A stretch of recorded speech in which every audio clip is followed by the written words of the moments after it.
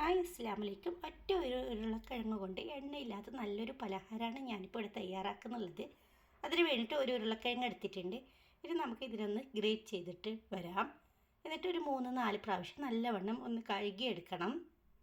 ഇപ്പോൾ 3-4 പ്രാവശ്യം കഴുകി എടുത്തിട്ടുണ്ട്. ഇതിൻ്റെ സ്റ്റാർച്ചൊക്കെ പോയി കിട്ടിയിട്ടുണ്ട്. വെള്ളമൊക്കെ വാർന്നിട്ട് ഒരു പ്ലേറ്റിലോട്ട് മാറ്റി വെക്കണം.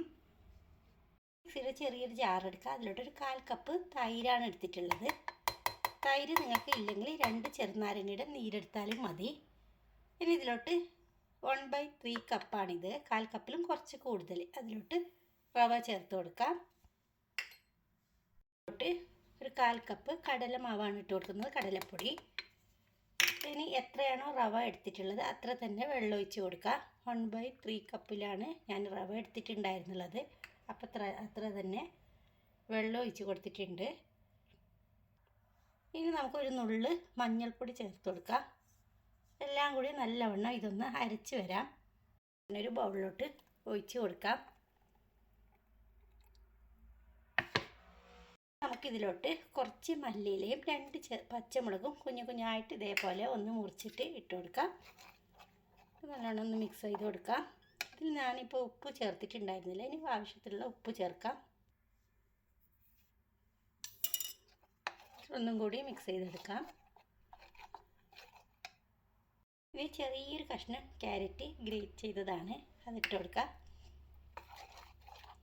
ഇനി നേരത്തെ ഗ്രേറ്റ് ചെയ്ത് വെച്ചിട്ടുള്ള ഉരുളക്കിഴങ്ങുണ്ടല്ലോ, അത് ഇതിലോട്ട് ഇട്ട് കൊടുക്കണം. കുറച്ച് കരിഞ്ജീരകം ഇട്ട് കൊടുക്കാം. അതില്ലെങ്കിൽ കറുത്ത എള്ള് ഇട്ട് കൊടുത്താലും മതി. എന്നിട്ട് എല്ലാം കൂടി നല്ലവണ്ണം ഒന്ന് മിക്സാക്കി എടുക്കണം. ഇനി ഇതിൽ വെള്ളം ചേർക്കേണ്ട ആവശ്യമൊന്നുമില്ല.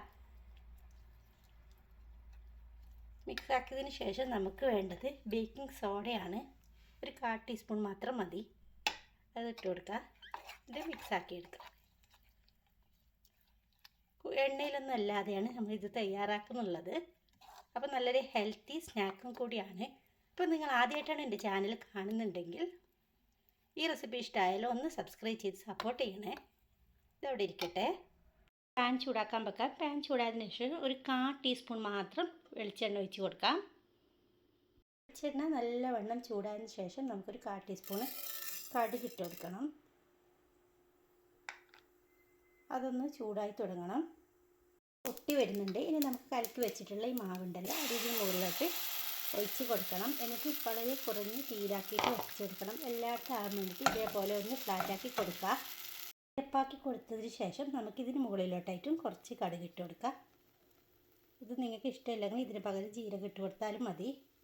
നമുക്കിതിനെ മൂടി വെച്ചിട്ട് ഒരു 5 മിനിറ്റ് വേവിച്ചെടുക്കാം. കുറഞ്ഞ തീരിട്ടിട്ട് വേണം വേവിച്ചെടുക്കാനായിട്ട്.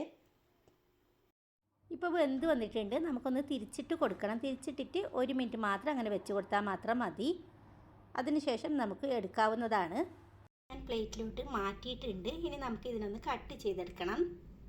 കട്ട് ചെയ്ത് വന്നിട്ടുണ്ട്. അപ്പോൾ നിങ്ങൾ എല്ലാവരും തീർച്ചയായും ഇത് ഉണ്ടാക്കി നോക്കണം. നല്ല ടേസ്റ്റാണ്. ഓയിൽലെസ് സ്നാക്കും കൂടിയാണ്.